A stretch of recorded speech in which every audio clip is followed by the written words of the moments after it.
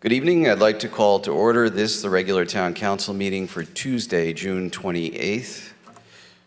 The opening prayer will be given by Pastor Douglas Valentine of the First Baptist Church. Please rise. Will you pray with me? Lord God, we ask for your will over this night, this meeting, this town, and all that is to be decided this night.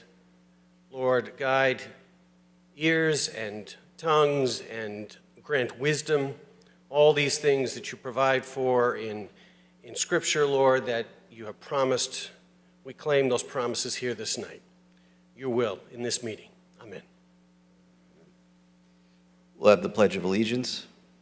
I pledge allegiance to the flag of the United States of America and to the republic for which it stands, one nation, under God, indivisible, with liberty and justice for all.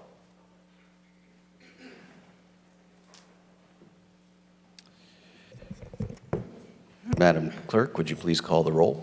Thank you. Fishbein. Here. Laffin. Here. Letourneau. Here. Marone. Here. Shortell. Sullivan. Here. Testa. Here. Zandri. Here. Chairman Cervoni. Here. Councilor Shortell has advised me that his travel plans have interfered with this meeting. On to item 3. Mr. Chairman, I move we approve and accept consent agenda items A through N, and Q and R. Second. Moved and seconded. All those in favor signify by saying aye. Aye. Aye. Any opposed? Hearing none, the consent agenda is passed. Items O and P have been removed from the consent agenda.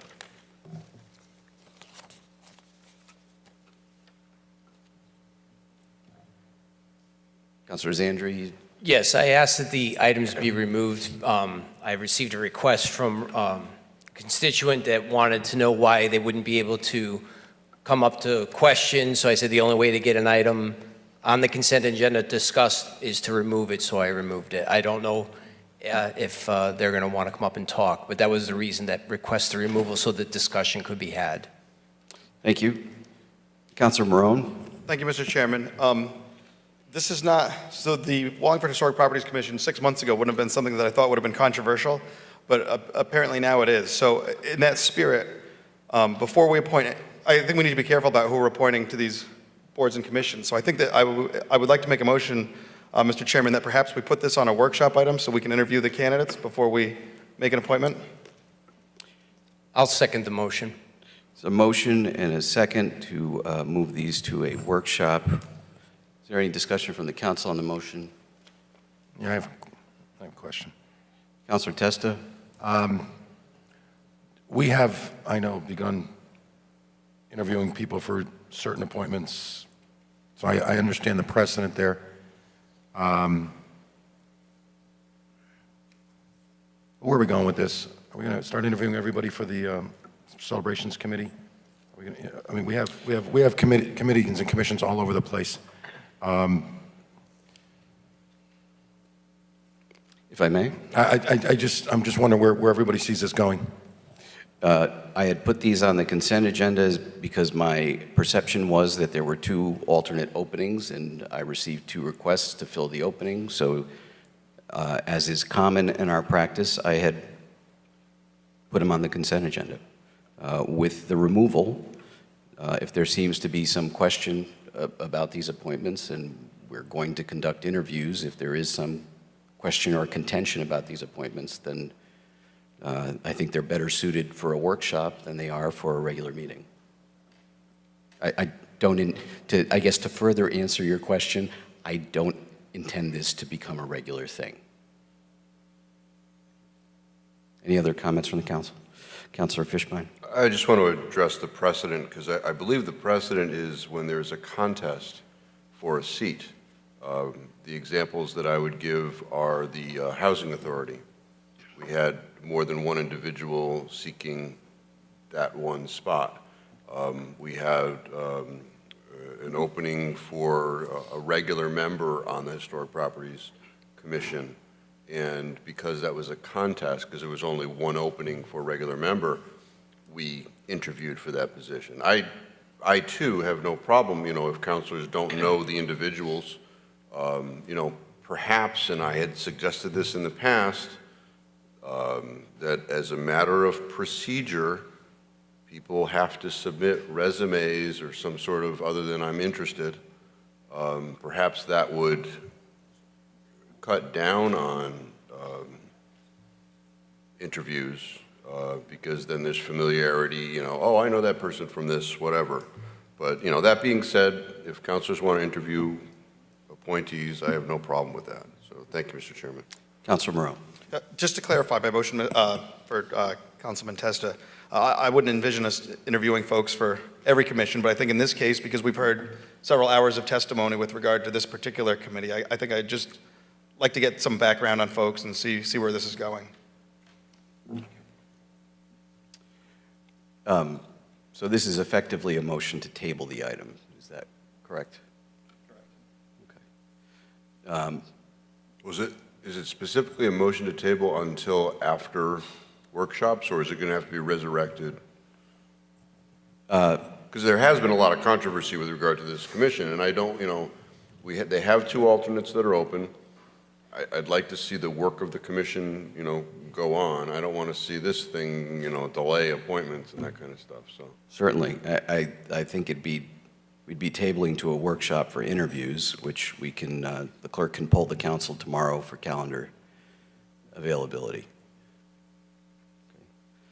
Mr. Chairman, as a point of order, like I did this last time, we tried to table a motion that wasn't made. Is this something that really should be tabled? Because actually, when we're talking about this, and we don't even have a this yet because there's been no motion made.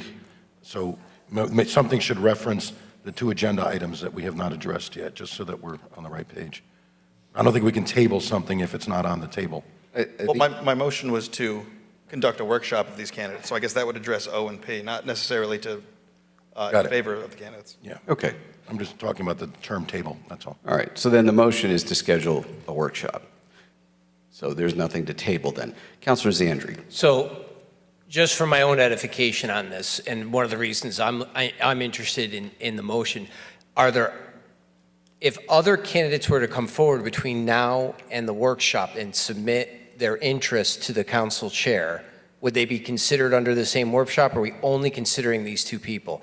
Part of the reason that I had the initial concerns after it was brought up to me by someone from the public is that some people were unaware that this was occurring, and I said, this has been discussed quite a bit, so I know that the topic has been up there, but whether or not they understood that there was openings to submit resumes to, I don't know. I don't even know whether they would be genuinely interested, but I just want to clarify that, whether we'd only be interviewing the already submitted candidates or if there's still a window for new people that might be interested.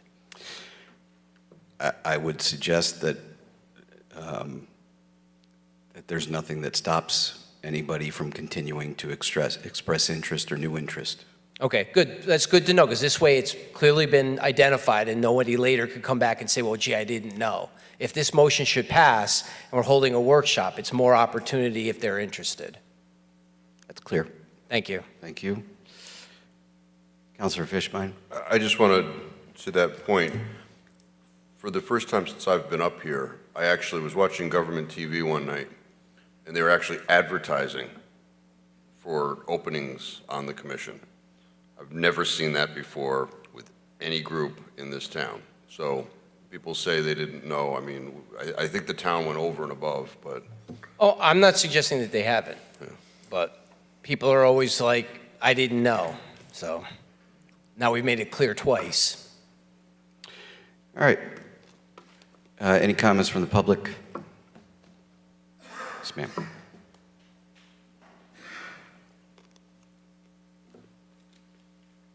My name's Jean Garcia. I live on North Street.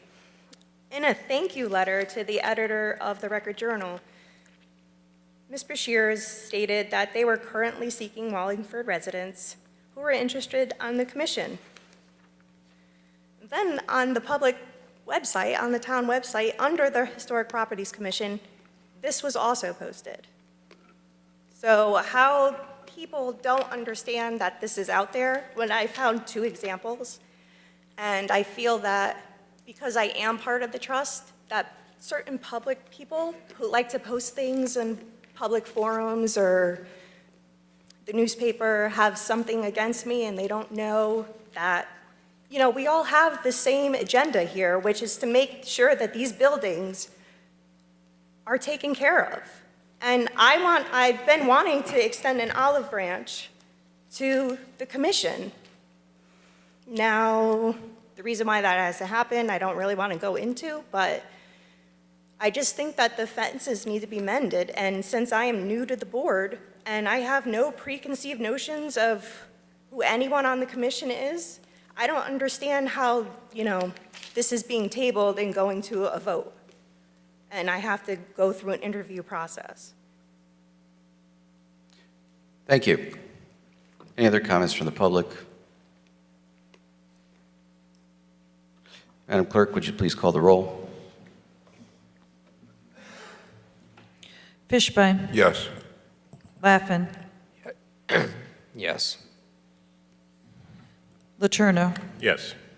Marone, Yes. Shortell, Sullivan, No. Testa, No. Zandri, Yes. Chairman Cervoni. Yes. The motion passes. Thank you. All right, moving on, public question and answer period. Mr. Gross, you're almost falling out of your seat. I was looking to see if anybody wanted to go first. Kind. Bob Gross, Long Hill Road. I was just deferring. Question for the council on the solar panels in the town, on the outside company that was interested in doing some solar work down at the old dump and trailer park over there. Is the council involved? Is there anything progressing on that? We are still waiting to hear from the law department. We have no news, no update. And meaning no update, you're waiting for a contract, or you're waiting to be more proactive with them and seeing what, or you're just waiting for a contract, Attorney Farrell, then? Attorney Farrell, if you would. They have not gotten back to us since the town voted that it would consider it. And how much time, do they have a year, or do they have considerable amount of time, right? There is a time limit in the motion, yes. Is it this, I mean, I'm not holding to any time, but is it a year time? I mean, I know they had to have paperwork up to Hartford, but do they have to get back to you in what time frame? Mayor? They have a tight time frame. I believe they have to have a submission to DEP by when, Don?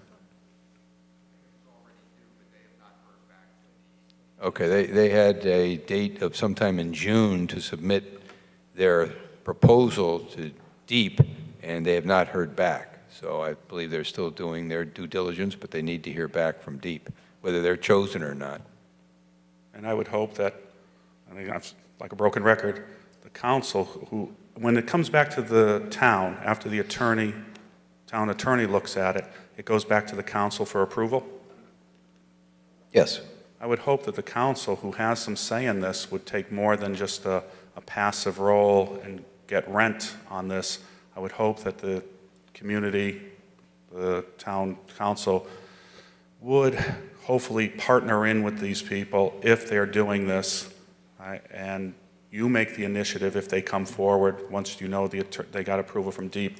This is the opportunity for the town to produce low energy, clean energy, and a possibility of making some real money at it versus just renting the dump out to them, because as Mr. Bose has said, and if you check with the state, a lot of this stuff isn't taxable to the town. A lot of it has tax exemptions on it or lower taxes because it is a renewable energy source.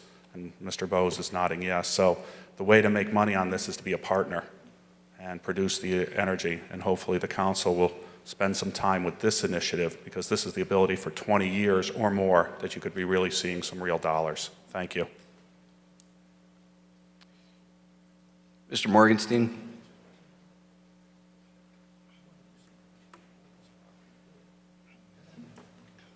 Larry Morgenstein, South Main Street.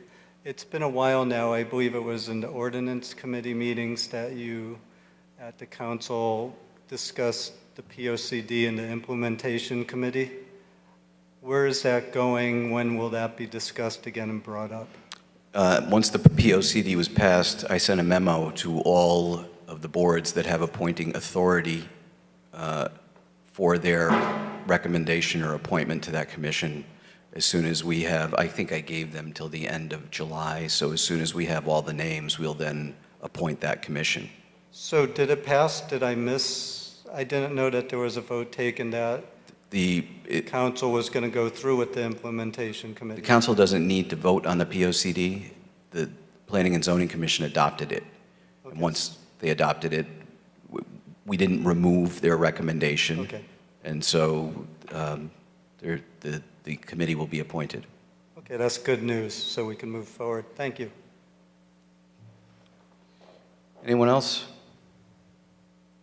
Mr. Gross.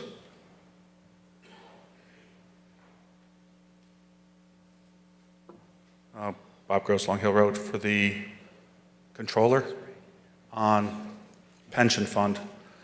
With the turbulence in the market, and there's going to be continued turbulence in the market, especially in foreign stocks, more so than American and Asian stocks, are we still invested, or do we take that money that went to international monies, about $18 million or more dollars? Is that still sitting in international, or has the pension board been moving that money around to safer havens? Well, some of it was moved around just to rebalancing as a natural progression of the fund. If those assets grew quite a bit more than some of the domestic assets did. So there was a rebalancing. But no, not a definite planned divestment away from international, no. We are pretty diversified with regards to equities versus fixed income. Some of the fixed income investment holdings in a broader scale did better than some of the equities the last few days, obviously. But not all equity, not all fixed income. So more of those that are more mirrored to U.S. Treasuries and U.S. government-backed type of investments. Some corporate bonds did pretty miserably, even worse than many equities did. But we remain a little bit underweight in equities altogether. So there that would provide a little bit of insulation there as a whole. And I believe, I did not research this today, so pardon me if I'm off just a little bit. From what I understand, someone told me before I walked in here tonight that the broader indexes recovered about half of their losses from the last 2 days just today. So no, it's not a well. That's what I'm saying. If it's whatever it was, 4% versus 200 and something like that. But it is a long-term investment. We try not to time the market. We think we're pretty well diversified, not only in what type of investments that are owned, stocks and bonds, et cetera, but also the management styles. We lean a lot more towards passive type of management now in funds versus active management, which obviously with some of these movements the last several days, if you have a good selection picker, you're going to do a little better than maybe the markets. If your folks that you utilize to invest your funds have a bad week or call it wrong, then you're going to plummet even farther than the averages. So we've avoided that.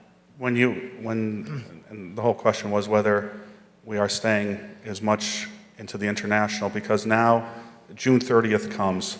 When the company that does our knows what we have to pay every year into the pension fund, what date do they use? The actuarial firm you're talking? Yes.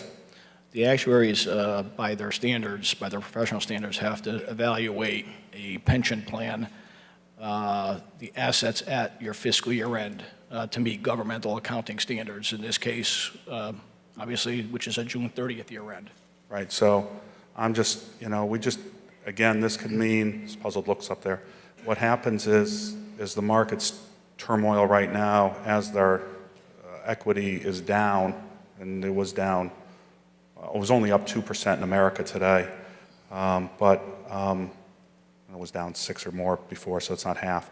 But it's going to require, when they figure out the numbers, and I knew that they do it over a year, they smooth it out over a period of years. That's correct, yeah. These numbers, though, do hurt, and it means that we potentially could pay more into our pension fund. It's just that I think that international is just a very risky, as we're seeing right now. Who would have thought a year or two ago that you would have Britain leave the European Union, and this is be the precursor for more problems in Europe over the next few years, which is our big trading partner, and it will roil the markets all around the world. It's just something that we just really need to be cautious of. Mr. Rice?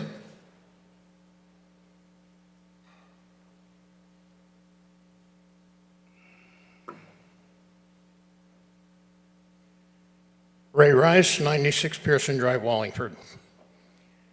To start this off on solar panels, I want to thank the mayor's office for answering me on the question that I gave him last time on whether the solar panels at the Meriden airport are taxable.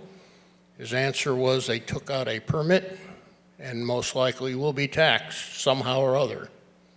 I would caution the council in partnering with any of these solar panels. If you read some of the statistics on the solar fields down in the southwest, a lot of them are bankrupting now because they can't take care of them, number one. Number two, I don't think that, I'm just assuming this.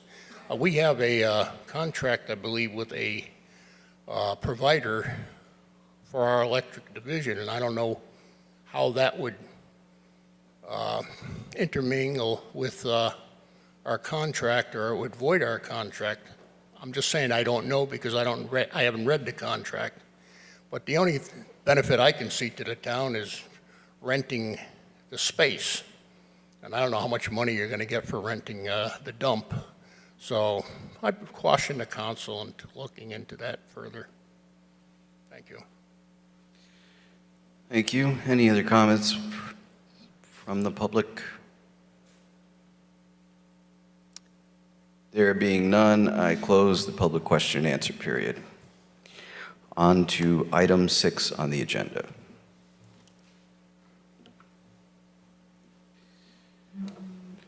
This is to consider and approve the appointment of Ray Ross as a member of the Wallingford Historic Properties Commission for a 5-year term, effective immediately, expiring March 27th, 2021. Is there a motion to that effect? Mr. Chairman, I move that we appoint Ray Ross to the Wallingford Historic Properties Commission for a 5-year term effective immediately and expiring March 27, 2021. Second. Moved and seconded. Discussion from the council. Mr. Testa. Okay, so, can I assume that this means there currently is 1 regular opening and 2 alternate openings? That is my understanding. Thank you. Councilor Fishman. So when I first got on the council, I asked about the historic groups, and somebody told me they're minor. You don't need to know about that. And since that time, I've gotten quite educated as to the groups and the differences between them. And over the past few months, we've talked about these groups a lot. So I think we've heard a lot about communication problems, follow-through problems, ability to act with regard to the follow-through, perhaps personal issues, allegations that people can't go on properties. And what comes to us is the trust votes to have somebody put on the commission. And part of their argument is that their bylaws provide for that process. And I just want it to be clear that I don't agree with what appears in the bylaws, because it's a council appointment. The council created the ordinance, council passed the ordinance, and the ordinance says nothing about the trust having an appointment on the commission or anything like that. So while the minutes might not reflect that when we review them in a few weeks, I just want that to be clear. That is not my position here. I really think that for the betterment of the town, there needs to be cooperation, communication, effective preservation of our historic properties, because that is a charming and endearing quality of our town. So I sort of see this as an olive branch to a certain extent. This is a member of the trust going on the commission, which this body determined the commission should not go away at our last meeting. I would hope that perhaps in the future there is a member of the commission that is appointed to the trust so that we have overlap, we have somewhat communication, and for the betterment of our town and our historic properties, that people get along. So, that's the reason why I'm in support of what's before us here tonight, and I hope things are better in the future. Thank you, Mr. Chairman. Thank you. Any other comments from the council? Councilor Sullivan. Thank you, Mr. Chairman. I speak in favor of this appointment as well. I've known the Ross family since probably the early 60s because I grew up in the same neighborhood as Ray's mother, and she was just a sweetheart of a woman. Ray's brother Clinton, obviously, a member of the Marion Fire Department. I know him quite well, too. I've gotten to know Ray over the past 10 years, and he is no different than his mother or his brother. His interest, he always holds the best interest of this town in his heart. He's done a marvelous job in the position he's currently in, and I think he would be a great addition to the commission. So I will be voting in favor of Mr. Ross to be appointed to this commission. Councilor Lappin. Thank you. Excuse me. I'm still not convinced even what the commission does from our last meetings. And I hope that my fellow councilors have some sort of idea of what to do going forward with the commission instead of just leaving it as it is. Because right now, I just don't think the instructions or the structure or any of it is adequate. That being said, I do think that Ray Ross is a great guy. And I guess I'm going to go with everybody, just like I did during budget season. Not this year, other years. I lost my vote, but I'm going to go out on a limb and hope that new blood brings about different results. But I also offer a challenge to my fellow councilors that saw some sort of need in this for the future to do something about it. Because it stands right now, I just don't see one. Any other comments from the council? Comments from the public? Ms. Brashears?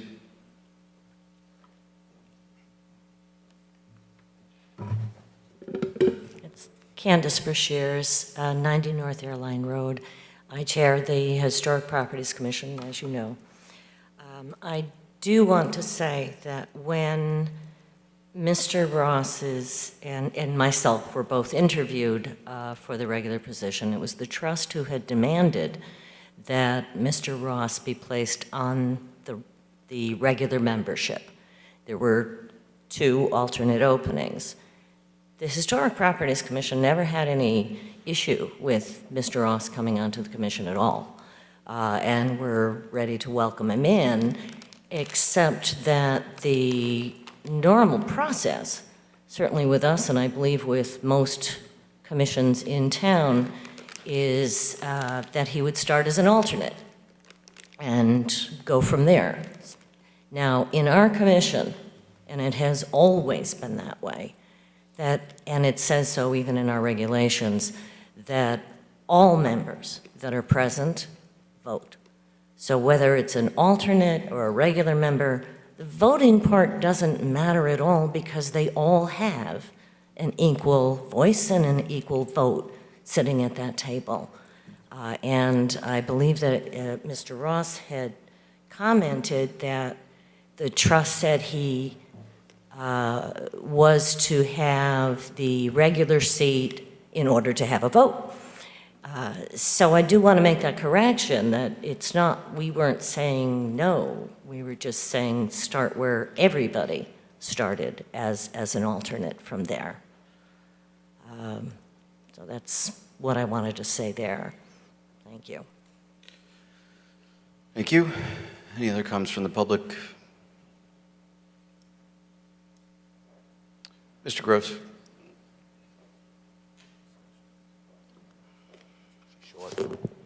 Bob Gross, Long Hill Road. This has nothing to do with Mr. Ross. I mean, he's the person in position here, but it has nothing to do with Mr. Ross or his whatever. I'm just puzzled on, you have one group, Ms. Bashir's group, that is the one that, this is based on, I knew nothing about these groups till you guys started talking about them ad nauseum for the past few weeks. Their group oversees certain historical procedures that are done outside the buildings, I think, right? That's what they do. And then you have the trust, they're the trust, the other side, and they do certain things also. So are you having somebody from one that's on one side going to be overseeing on another side? It seems to be, not that they're in contention with each other, but they oversee each other in certain ways. And to have, whether it's Mr. Ross, and again, it's not him, it has to do with having somebody sit on both sides of the fence. I don't see how that's productive and a good set of eyes. It's actually in their bylaws. Whose bylaws? The Historic Property Commission bylaws. And that's whose? This one? Yes. Okay, but it doesn't make a difference. I'm still saying, I don't see how that's, and again, it has nothing to do with the person, or it just doesn't make sense that you have somebody from both sides sitting on both commissions. And you've got a smile on your face. I don't know if am I explaining that correctly? I mean. I understand what you're saying. Okay, and that's what I'm saying. So I would, and again, nothing with Mr. Ross, but I would hope that in a community of this size, you can find somebody who doesn't sit on both sides of the aisle to be on this commission or that commission. I don't think you'd want this commission to be on both sides. The mayor wants to say something. He's going. Mayor. Just a clarification, the Preservation Trust is not a commission of the town. It's a private organization.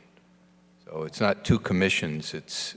One is a private organization that holds title to properties that are sought to be preserved because they're historic. The commission is a separate organization created by action of the council. Okay, albeit maybe not a town, but somewhat funded by the town. They are, who actually owns the properties? The trust. So town has nothing to do with them. Okay, but it's just, they have both sides, and if you're appointing somebody, I would just think that you'd want somebody who doesn't sit on both sides of the aisle. It's just my takeaway from this. Thank you. Thank you. Any other comments from the public? Mrs. Casagrande?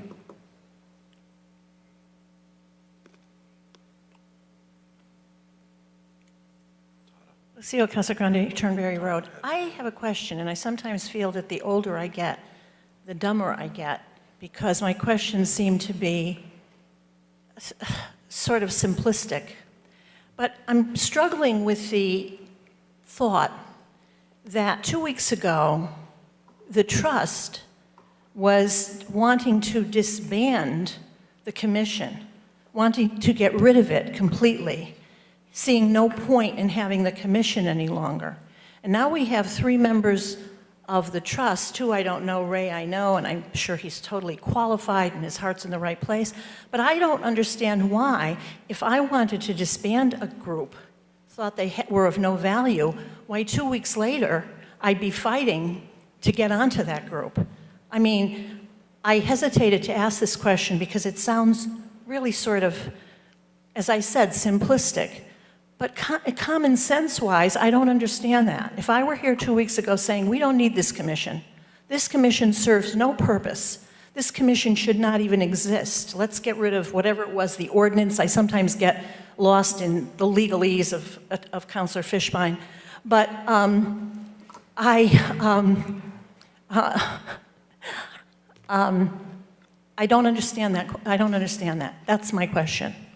And I'd like somebody to answer it. We usually don't get an answer from the council or from people in the audience, but I'd like somebody to answer it. If it has no value, why would you waste your time sitting on it? Thanks. Thank you.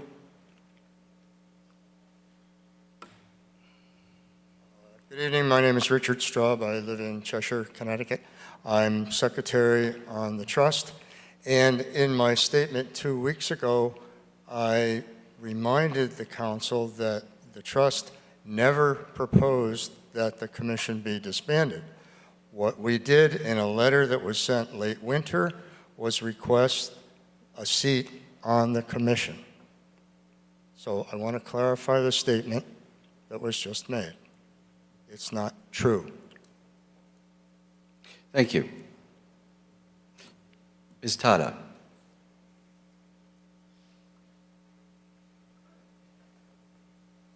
Christina Tada, 751 North Farms Road.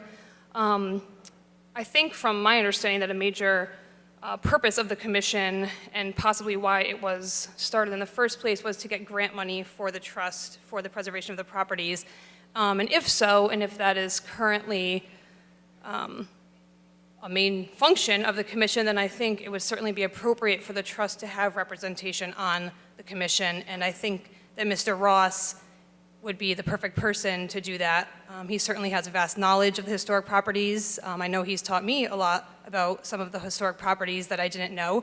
And so, as that is a main function to get grant money, I certainly think that Mr. Ross would be appropriate to have on the commission. Thank you.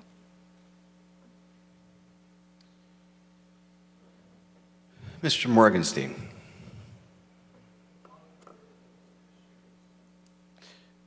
Ms. Brashears. Candace Brashears, 90 North Airline Road. Just within this very short space of time, we at the Commission have been trying to accommodate the trust in many ways. When we've tried to call them in and have meetings, in fact, Mr. Letourneau here was at all of our annual meetings and many more, and we've always had a very civil, I thought, discourse. Issues, personal issues, do involve myself. This I know, and I'm sure all of you know as well. It's myself and the president of the trust. And just right now, I have heard yet again that the trust is telling their membership, the new folks here, that, and I'm sure many of you, that the commission was put together by the trust so that we can go get them money, that we were going to be their grant writers. Not true. The grant that they're talking about was in 1997. Jerry Farrell Jr. writes a letter for the town council. In this case, it was through Steve Knight, a councilor at the time. He wanted to establish a certified local government program that's called, in short, a CLG. Now, I've heard it talked, he says that that was to get them grants. Unfortunately, the mayor also spoke of it at the last meeting of the CLG. And I say unfortunate because a CLG is not a grant program. A certified local government is a preservation program, and this is the part that Jerry Jr. has asked me numerous times to sign a document that can only be signed by the mayor. It's a program where the town agrees to partner with the state and to perform many preservation duties, including historic resource surveys, sitting and on National Register nominations. These are things that the state office does to take that off of their hands. So there's many other preservation things that the town agrees to do. Amongst that CLG program is a grant opportunity where the town can ask the state, this is federal money, this is a federal program. The money comes into the state, the federal government says this percent of this historic funds has to go to those towns that are authorized CLGs. The only person who can assign the application on behalf of the town is the chief elected officer. Thank you for that Okay? clarification. That's what that is. Now, in that is, yes, a grant program. But I cannot sign a document for Mr. Farrell saying I am the chief elected officer, establish this program. Which you've told us before. And it keeps coming up again and again and again. I understand that. Good. Excellent. Now, as far as other issues, I have had for the last 10 years had to listen to phone calls and stomping of feet on the behalf of the trust because they don't like perhaps what we've said in the minutes. And as I told you 2 weeks ago, we're just writing down what the accountability is. One of the last meetings that we had involved the trust literally banging their fist on the table, pointing fingers at us, and threatening us with lawsuits. That's not us. We're not the ones that are doing this and creating some of this contention. As I said, Mr. Letourneau would sit with us, and I thought it was quite civil. We had decent conversations about statuses and COAs and things like that. So that there is a constant, it seems, and I say constant, but it's this periodic thing during the course of the years, it's not like daily, keeps popping up, giving the wrong impression to some of our counselors that there are, and I'm very happy to see that there are some new faces that we have not really had a chance to meet and get to know with the trust. We have no problem, it is in our bylaws, that one member of the trust, of the owners, does sit on the commission as a member, starting again as alternate and going from there. And that regular seat that the trust is demanding, that Mr. Ross is asking for, of course, is my seat. So naturally, I'm going to ask to keep it. Thank you. As I did. Thank you. Thank you. Any other comments from the public? Mr. Morgenstein?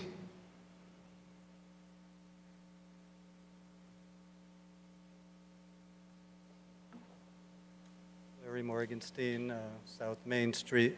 I wanted to speak to why the commission, being separate from the trust, does have relevance. I had the privilege the other day to spend some time at the clerk's office and go through what were very extensive minutes and reports from the commission. Just, if I could focus you, the issue of the relevance of the trust is not on the table tonight.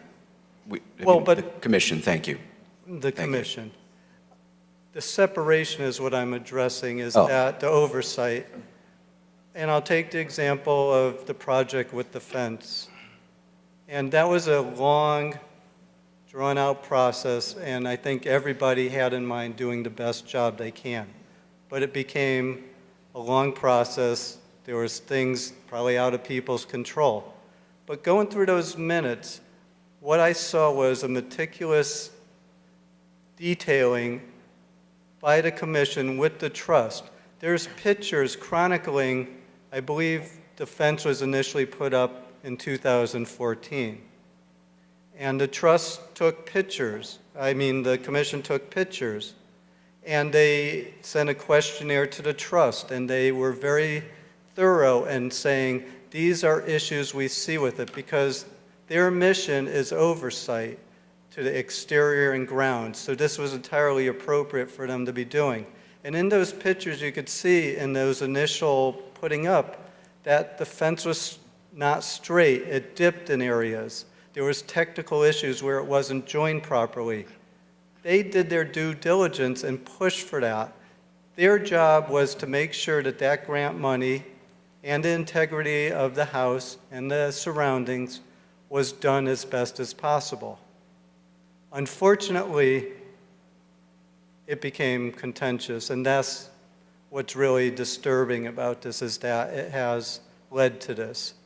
But the separation, if you have trust members pretty much taking over the commission, again, everybody says they have the same goal. But in this case, with the fence, their thoroughness and their pushing helped make sure that fence got installed in a more proper way and in a better way, which it might not have happened without the commission's independence there. And I think that really makes a difference, that to have a separation where, again, I'm not going to question people's not wanting to do a good job, but they pushed and they chronicled problems with it, and they asked for it to be remedied, and it got remedied. And I think that was useful. And having that independence, I think, is key.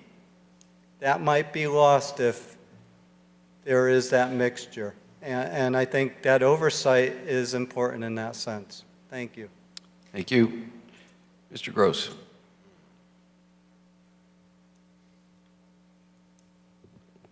Bob Gross, Long Hill Road. Confusion time again. I'm confused because Ms. Bashir has just said that this was her seat, and from what I understand, that she has submitted a letter to the council requesting that she remain on this board, whatever it's called. Yes, no? She did, and she was interviewed. But nobody, but then you bypassed her, and again, nothing with Mr. Ross. I'm not. So, if you follow our meetings very closely. But I didn't know this happened. If you interviewed her, you didn't interview her in public. Oh, we absolutely did. I don't remember. You did? We absolutely did. First of all, and the reason why I bring it was a up, workshop, meeting. Those are public. I understand, but I wasn't here. I didn't see it happen. I don't come to every meeting. The reason why I bring that up is because the precursor to the workshop was both of their applications being on the agenda. For the workshop? No, for a regular meeting. Both of the same thing as the alternates for tonight. They were both on the agenda, and then somebody made a motion, and they were moved to a workshop for interviews. So they were both considered. All right, they were considered, and then you just moved forward one of them. Is that, no? Ms. Bashir's dropped out? No, so I'm asking, so you're only moving one of the two names forward, it sounds like. At this point, that's what's on the agenda. So there's only one seat that's open right now. That's So crystal. if this seat is full, then Ms. Bashir's would be gone. Depending on how the vote occurs. Well, I understand. If the vote is a positive vote, then yes, she would be gone. I'm just asking. I don't think the public understands. I mean, you're spending more time on this commission than I wish you would spend on solar and pension and all those, all those things that mean, not that this doesn't mean something, because this is important to the historical integrity of the community, but it would be nice. I'm totally, this just seems to be more infighting between the two groups, that somebody's getting blocked out who's been on there for years and who wants to stay on there, who has great qualifications. And I'm just totally, and as somebody said, this is government not at its best tonight. I just, thank you. Have a good night. Mr. Chairman. Councilor Sullivan. Thank you. At this point, I'd like to invoke Robert's rules and call the question, and I would ask one of my colleagues to please second that motion. Moved and seconded. Second. The motion to call the question stops all debate. Madam Clerk, on the motion to call the question, would you please call the roll? To call the question. Fishbein. No, the public had more comment than we did. Laffin. No. Letourneau. Yes, to call the question. Marone. No.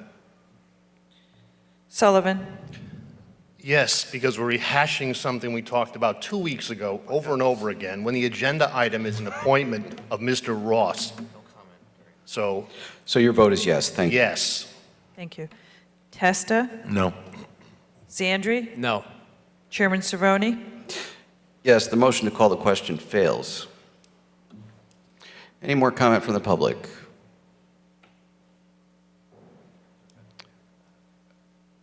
Mrs. Morgenstein. Yes, Mrs. Morgenstein, South Main Street. So 2 weeks ago, I asked the question, who called for doing away with the commission? And today I'm going to ask, who called for putting forward Ray Ross's name? It's on the agenda. It's on the agenda. It was Councilor Fishbein. It was Councilor Fishbein.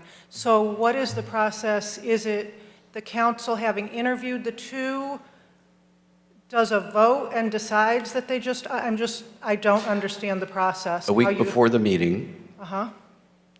I meet with the mayor to see what department heads have put forward for agenda items, and I also consider agenda items that have been put forward by councilors. So that partially answers my question. So Mr. Fishbein said, I'd like to put forward Mr. Ross's name, but the workshop, the council has interviewed two people. So does the rest of the council, is this kind of typical that whoever first puts forward a name, that gets talked about, and if the other person just vanishes? I don't There's understand not the much process. typical about what's going on with Right. the Historic Properties Commission. So Ms. Brashear's name could be still put forward by someone else, or If- you say yes to Mr. Ross tonight and If- her if- name goes away? If the motion on the table fails, then Ms. Brashear could be considered. If the motion on the table passes, then there's not an opening at that point. Okay, so then my second question is, who put on the consent agenda? Again, no offense to the two alternates, but you're now left with one meeting, 3 people from the Preservation Trust, the people who are the private running of the property, who receive approximately $30,000 a year in tax dollars from us. Not 30,000, some amount of money every year from our tax dollars, and I think have no real records of what they talk about. So 3 people from the Preservation Trust being put forward. Do I know who put the other 2 names in? I The did. consent agenda? They You both did. asked for alternate seats, and there were 2 open alternate seats, and I was not aware of a contest. And if you hear the commission tell it, they request that, yes, some seats going to the people on the trust seems fair, but I don't think it was 3 out of how many seats are there? As I sit here, I don't know. Right.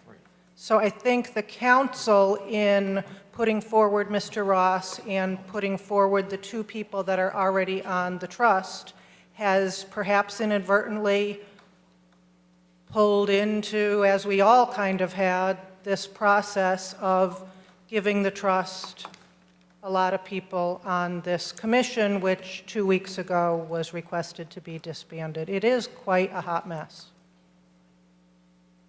Thank you. Mr. Morgenstein.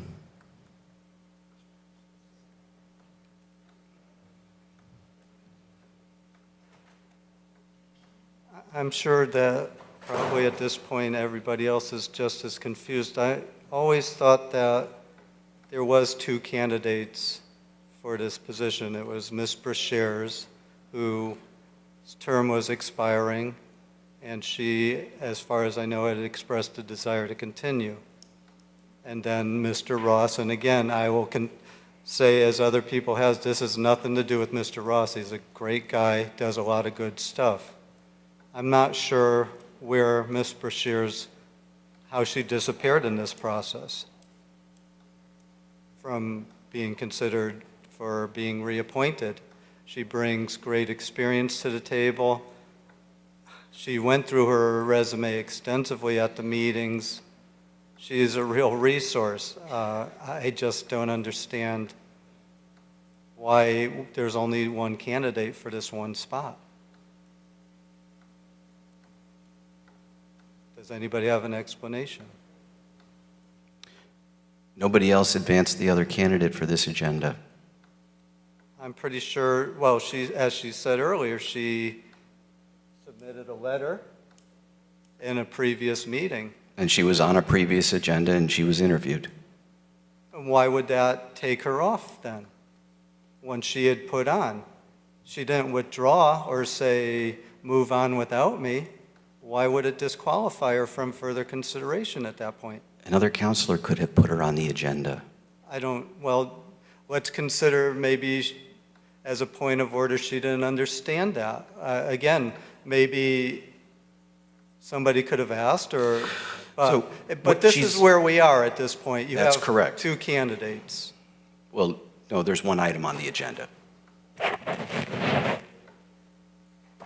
Okay, there's one more, yeah, there is you can table if there's a motion. The other thing I'd like to say, and I say this with respect, if there is a vote tonight, I say this with respect and with regret, but I think Councilman Letourneau should recuse himself. We asked this at the previous meeting. He has been so involved with the fence issue. He was a point man. If you go through the notes, he is as prominent as Jerry Farrell in his contacts with the commission during all these projects, which ended in 2015.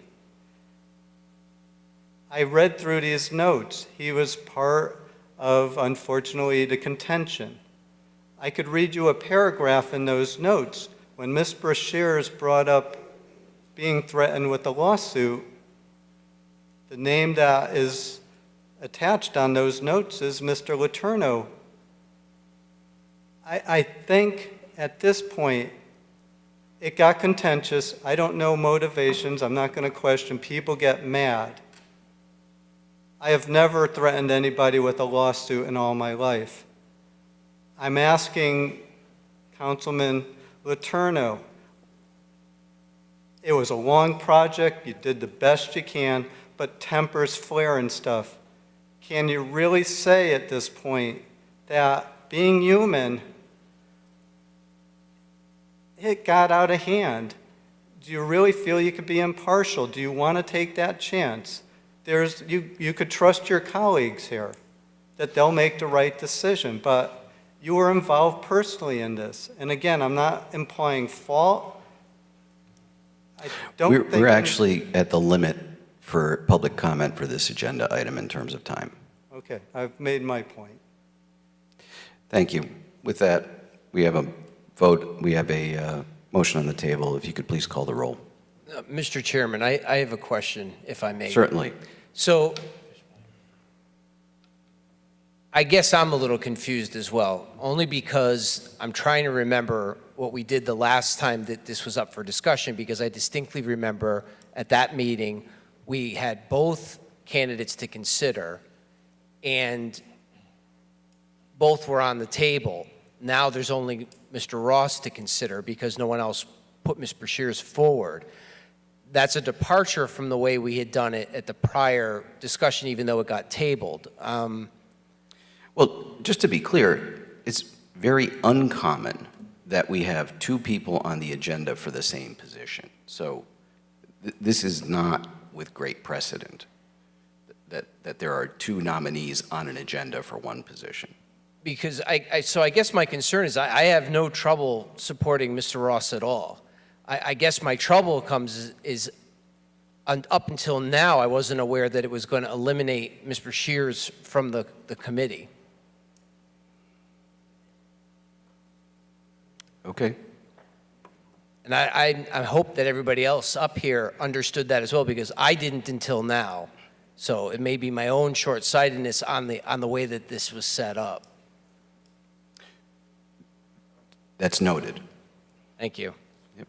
Councilor Fishbein. Thank you, Mr. Chairman. So procedurally, if I recall, in the past when we had like a housing authority appointment, we interviewed a few people, and then on a subsequent agenda, somebody submitted one of those names for appointment to the commission. It's exactly where we are tonight. There's no insidious attempt at anything. I mean, I got to tell you, because I put it on the agenda. So coming away from the last meeting where, walking into that meeting, I was in favor of getting rid of the commission. And it was a 5-4 vote. And I voted to save the commission. And I did because I didn't feel comfortable that the commission had been effective since its existence, and I'm trying to give it an opportunity to do the things that it was represented to us that it could do. So then coming away from it, I knew that we had 2 interviewees for one position. So I made an agenda item. And we all get the agenda the Wednesday, we all got it last Wednesday. And if somebody up here thought that it was appropriate to perhaps put a competing agenda item, they could have asked for an addendum, but nobody up here did. So we have the item before us. The commission can have value, and that was what we heard at the last meeting. The commission can do things. It doesn't need to be married to the trust. Joe Smith can own an old house and say, I want to be part of this thing. I want to make sure that my property is preserved in a historic manner, and therefore I want it to come under the umbrella of the commission. Have at it.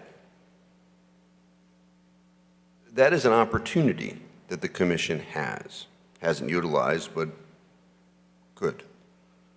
The trust is not making or attempting to make 3 appointments to the commission because we have first of all, the alternate positions are not being filled tonight because of the prior activity.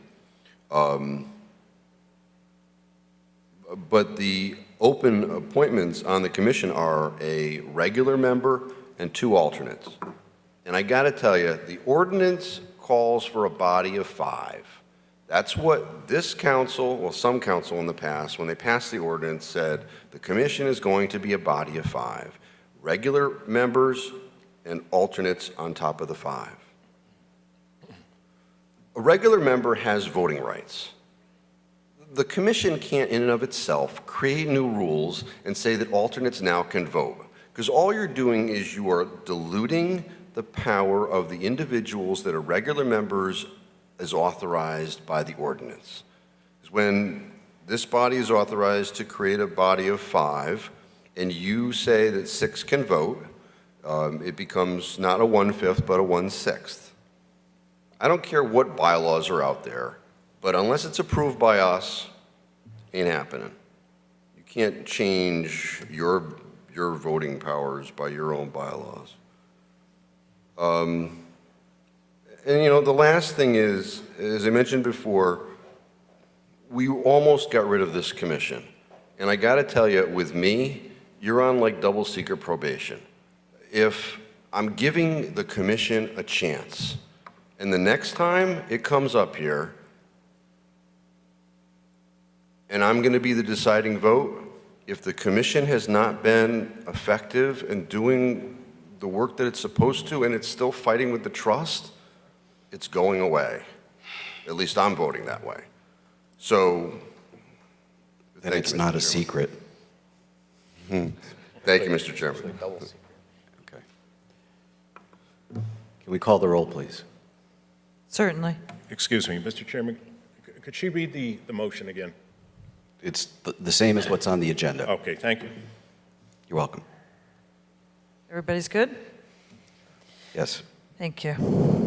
Fishbein. Yes. Laffin. Yes. Letourneau. Yes.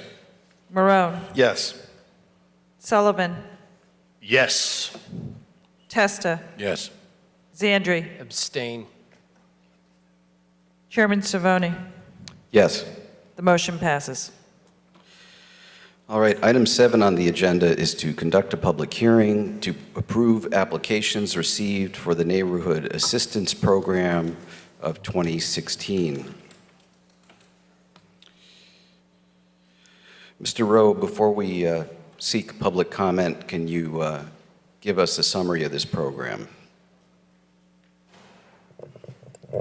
I'll try. Thank you. This program is a state program. It's been here for the better part of 20 years. The essence of the program is that businesses, instead of sending tax dollars to the state coffers, by participating in this program, divert those dollars to nonprofits, all right, and nonprofit activities. The town's role in this is as a conduit.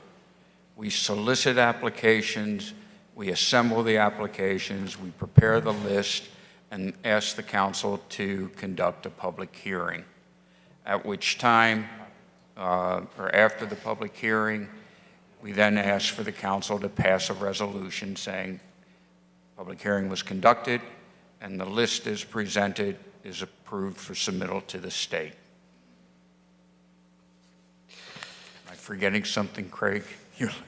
No, sir. Perhaps for the benefit of those who aren't holding what are being considered, the agencies being considered are First Congregational Church of Wallingford for an HVAC retrofit for a green retrofit for $150,000, Columbus House for the Wallingford Emergency Shelter Services, $150,000, Columbus House for Wallingford Emergency Shelter Energy Efficiency Improvements, $35,000, Gaylord Hospital Patient Programs and Services, $150,000, Habitat for Humanity of Greater New Haven, Habitat for Humanity Home Building, $150,000, In Memoriam Cemetery Operations, $103,215, Meriden Wallingford Chrysalis Transitional Housing Program, $21,599, the Ulbrich Boys and Girls Club Youth Development, $150,000. So those are the programs being proposed. With that, No, that's fine. thank you. Any questions, comments for the public, from the public, rather? Going once, going twice, going 3 times. There being no public comment, I bring it back to the council for a motion on item 8. Mr. Chairman, I move we approve the applications as presented for the Neighborhood Assistance Program 2016. Second. Moved and seconded. Any discussion on the council? Actually, that was item 7, to be clear. Madam Clerk, if you please call the roll. Fishbein. Yes. Laffin. Yes. Letourneau. Yes. Marone. Yes. Sullivan. Yes. Testa. Yes. Zandri. Yes. Chairman Cerrone. Yes. Motion passes. On to item 8. Mr. Chairman, I move we approve a resolution authorizing the mayor to submit the neighborhood assistance applications to the Department of Revenue Services and the summary list of neighborhood assistance programs for 2016. Second. Moved and seconded. Any discussion on the council? Any comments from the public? Madam Clerk, would you please call the roll? Fishbein. Yes. Laffin. Yes. Letourneau. Yes. Marone. Yes. Sullivan. Yes. Testa. Zandri. Yes. Chairman Cerrone. Yes. Motion passes. Thank you, Mr. Rowe. Thank you, council. Thanks, Tom. Our next item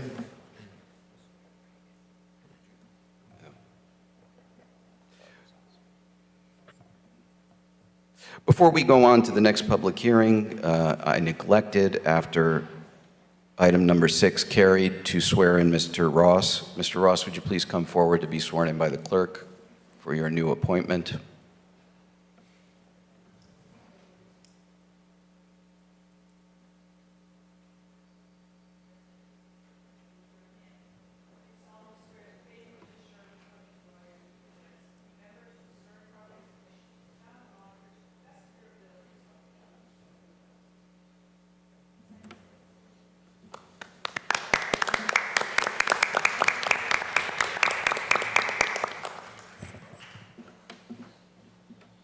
Mr. Ross, thank you for your willingness to serve. On to item 9. We have the building department.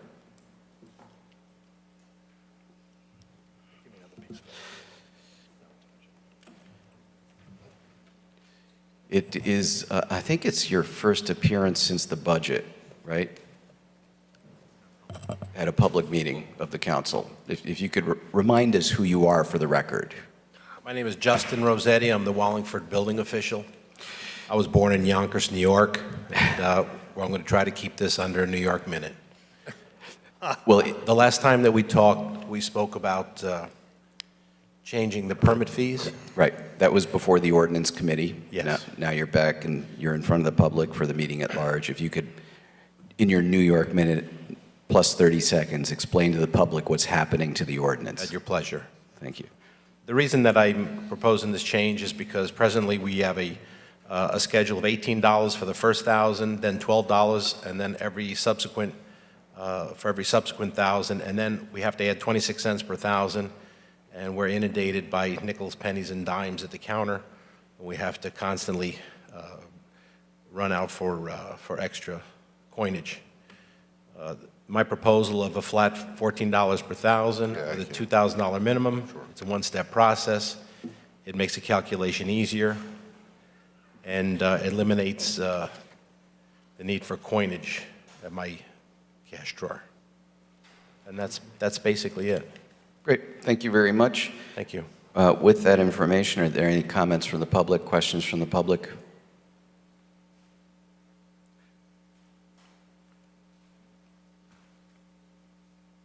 There being none, I close the public hearing. Is there a motion on the ordinance? Mr. Chairman, I make a motion that we amend Chapter 82, Building Construction, specifically 82-1A, Schedule of Fees, in accordance with the memorandum and attachments submitted by Corporation Counsel Janice Small. Second. Moved and seconded. Any discussion on the council? There being none, Madam Clerk, would you call the roll, please? Certainly. Fishbein. Yes. Laffin. Yes. Letourneau. Yes. Marone. Yes. Sullivan. Yes. Testa. Yes. Zandri. Yes. Chairman Cervoni. Yes. The amendment passes. Thank you. With that, I believe we have no other business for tonight's agenda. I will entertain a motion to adjourn. So moved. Second. Moved and seconded. All those in favor of adjournment signify by saying aye. Aye. Any opposed? Hearing none, I declare the meeting adjourned.